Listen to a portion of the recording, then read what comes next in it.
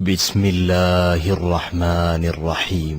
لا الہ الا اللہ محمد رسول اللہ. اسلام میں یہ خوب یاد رکھیے، صدقے کے بکرے کا کوئی تصور نہیں ہے. تھوڑی سی آپ کہیں گے یہ کوئی مولوی صاحب ہر دفعہ کوئی نئی چیز مارکیٹ میں لاتے ہیں. اگر نئی چیز لا رہے ہیں آپ کو نہیں لگ رہی ہے یہ پرانی یہی ہے. یہ نئی، یہ جو صدقے کے بکرے ہیں نا، یہ اب آئے ہیں. اسلاف میں اس کا کوئی ثبوت نہیں تھا. خلفائے راشدین کی سیرت میں کبھی پڑھا کسی ایک صحابی نے بکرے کو اللہ کے نام پہ صدقہ کیا ہو؟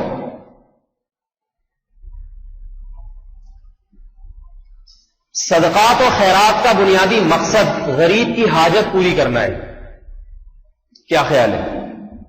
یہی مقصد ہے نا. قرآن کہہ رہا ہے انما نطعمکم لوجہ اللہ، ہم تمہیں اس لیے کھلاتے ہیں اللہ کو راضی کرنے کے لیے. آج ہم تمہاری حاجت پوری کریں گے، کل اللہ ہماری حاجت پوری کرے گا. مطلب کیا ہوا؟ غریب کی حاجت، بولو بھائی، غریب کی حاجت پوری ہو جائے گی. مجھے ایک بات بتائیے، حاجت پیسوں سے زیادہ پوری ہوتی ہے یا بکرے سے پوری ہوتی ہے؟ آپ کسی غریب کو 8,000 کا بکرا پکڑا دیں یا 8,000 کیش پکڑائیں، اختیار دے دیں کہ چاہو تو یہ بکرا لے لو، چاہو تو 8,000 کڑک کڑک 1,000 کے 8 نوٹ لے لو، تو وہ بتائیے کس کو ترجیح دے گا؟ کہے گا بھائی بکرے کا میں کیا کروں گا، غریب آدمی ہوں، مجھے بڑا گوشت مل جائے بہت ہے. چھوٹا گوشت ڈیفنس سوسائٹی میں نہیں لوگ کھا رہے، اتنا مہنگا ہو گیا ہے، اور آپ یتیموں کو چھوٹا گوشت کھلا رہے ہیں.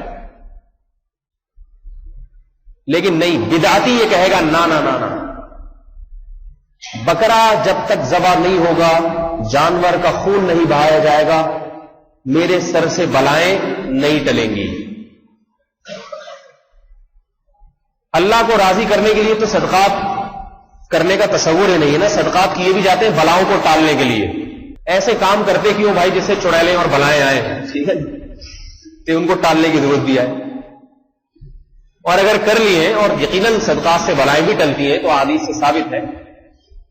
پہلی بات تو یہ کہ خالص ایمان کا تقاضا یہ ہے، کامل ایمان کا تقاضا یہ ہے کہ اس میں دنیاوی غرض کوئی بھی نہ ہو، حتیٰ کہ صدقات اور بلاؤں کو ٹالنا بھی مقصود نہ ہو. قرآن سے ہی پتہ چلتا ہے. قرآن جہاں اہل ایمان کے صدقے کا ذکر کرتا ہے وہاں آخرت کی ہولاکیوں کا تذکرہ کرتا ہے کہ یہ اللہ کی راہ میں اس لیے خرچ کرتے ہیں تاکہ آخرت کے عذاب سے اپنے آپ کو بچا سکے.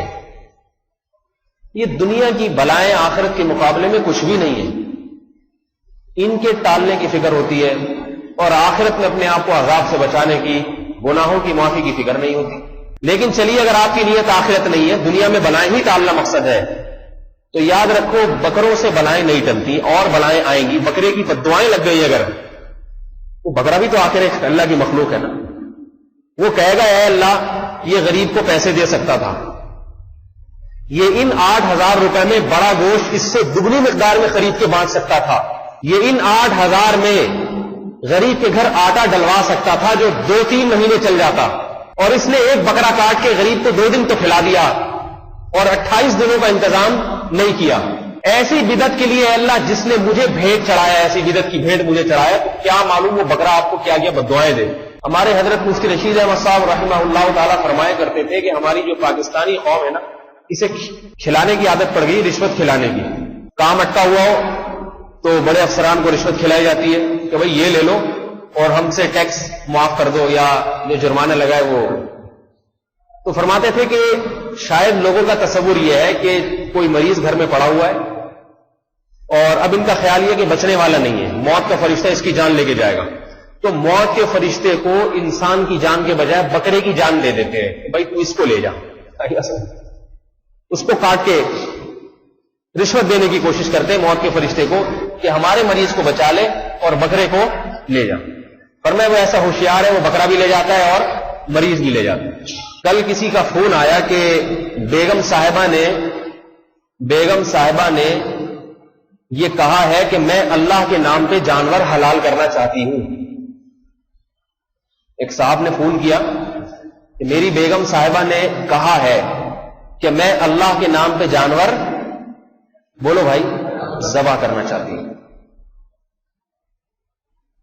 تو مجھ سے یہ پوچھ رہے تھے کہ حضرت اس جانور کو اگر ہم نے ذبح کیا، یعنی جانور ہم نے جب ذبح کیا اللہ کے نام پہ، تو اس کا گوشت ہم خود بھی کھا سکتے ہیں یا نہیں کھا سکتے؟ یہ مسئلہ پوچھ رہے تھے.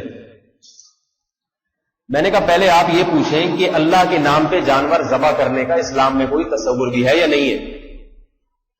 اللہ کے نام پہ جانور ذبح کرنا صرف اور صرف بقرعید کے 3 دنوں میں مشروع ہے اور عقیقے میں.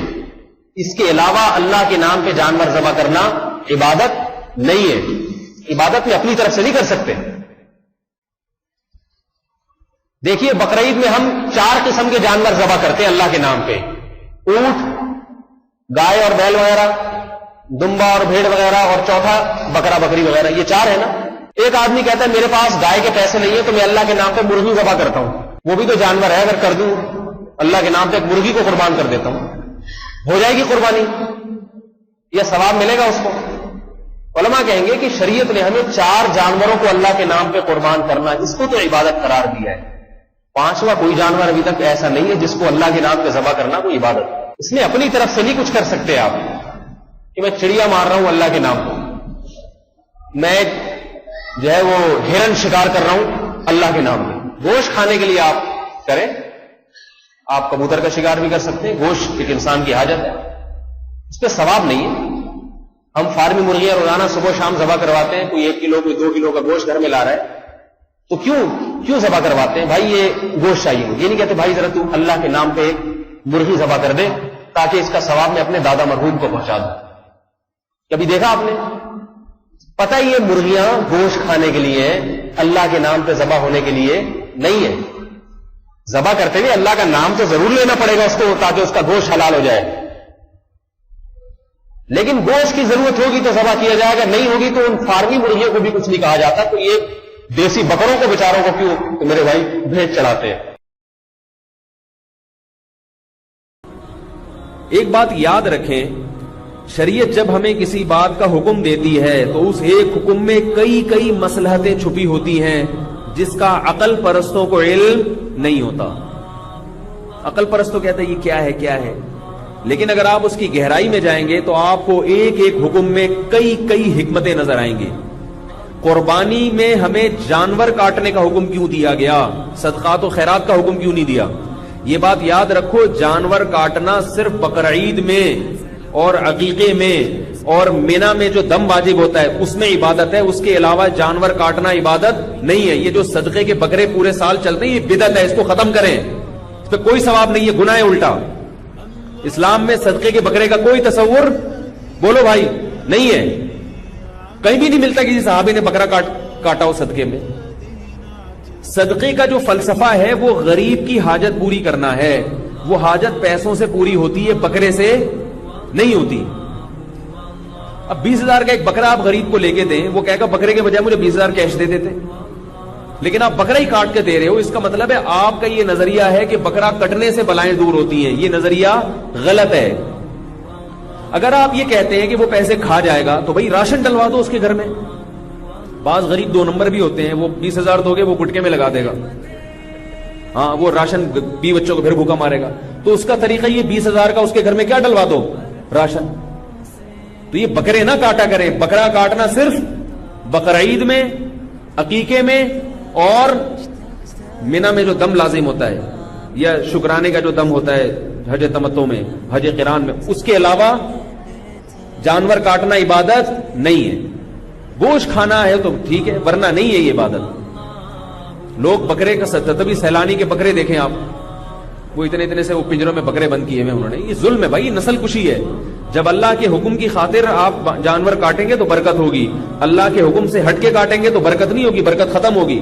یہ جو بکرے کا گوشت اتنا مہنگا ہو رہا ہے اس کی بہت بڑی وجہ صدقے کے بکرے ہیں. صدقے کے نام پہ لوگ پورے سال بکرے کاٹتے رہتے ہیں اور بکرے کی قیمت بڑھتی رہتی ہے. اگر یہ صدقے کے نام پہ بکرا کٹنا بند ہو جائے تو پھر آپ دیکھیں بکرے کی قیمتیں صحیح آ جائیں گی، مناسب ریٹ پہ آ جائیں گی. تو چھوڑ دے بکرے کاٹنا. اور یہ بکرے بھی بیچارے ایسے، ان بکروں کو صدقہ کرنے کا دل چاہتے ہیں ان کے اوپر. میں نے تو کئی دفعہ لوگوں کو یار 5 روپے کا لوسن میری طرف سے اس بکرے کو کھلا دو. سیلانی کے بکرے اتنے سے رکھے ہوئے، پیسے خرچ کیا کریں، غریب کو پیسے دیا کریں، بکرے نہ دیا کریں. बकरे आजकल मालदारों को नहीं मिल रहे, उनको इतना रेट हो, आप गरीब को बकरा खिला रहे हैं। और अगर जानवर ही गोश्त खिलाना है तो फिर गाय दे। मदरसों में लोग बकरे दे रहे हैं। ओ भाई, मदरसे में 20,000 का बकरा तुम दे रहे हो, अगर 20,000 की गाय दे देते, वो मदरसे के तलबा 2 महीने खाते बैठ के, बकरा 2 दिन में खत्म हो जाता है। तो इससे पता चलता है कि लोगों की नजर में ये कि जानवर कटेगा तो, और 20,000 का राशन डाल देते, वो और ज्यादा अच्छा था।